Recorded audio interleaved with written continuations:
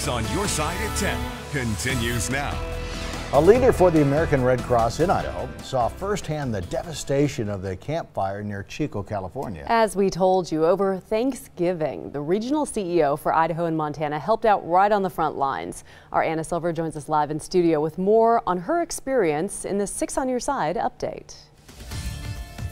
Don Michelle, the CEO says she spent 10 days bringing care and comfort to those impacted by the wildfire. She says it's the first time she's seen a natural disaster of this magnitude, but she says the community is still resilient.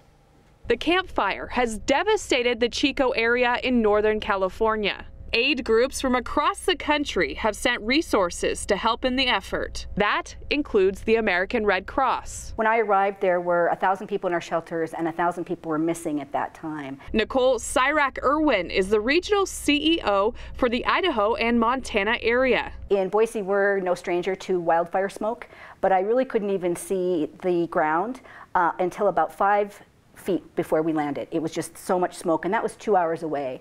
So when I got to Chico, we had to wear masks. It was some of the heavier smoke that I've ever been encountered. Cyrak-Irwin says she was impressed by the community. Every individual was having a hand in somehow providing some comfort. They took over an entire vacant Sears with table to table of people helping in different ways.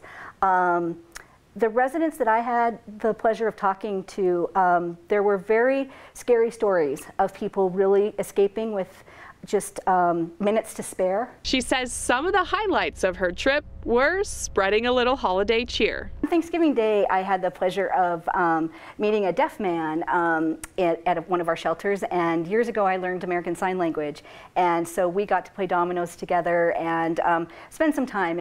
And reuniting families. All of the systems failed, and so 9,000 people registered on our Safe and Well, and we were able to help link people together. Those stories, when people came to their shelters and were reunified, some of the best work that you ever have a pleasure of being a part of.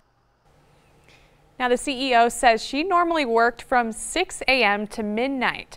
She says whenever there are big disasters like this, a lot of blood drives are canceled in those areas, so they are in critical need for blood right now. For more information on how to donate, head to redcrossblood.org. Live in studio, Anna Silver, 6 on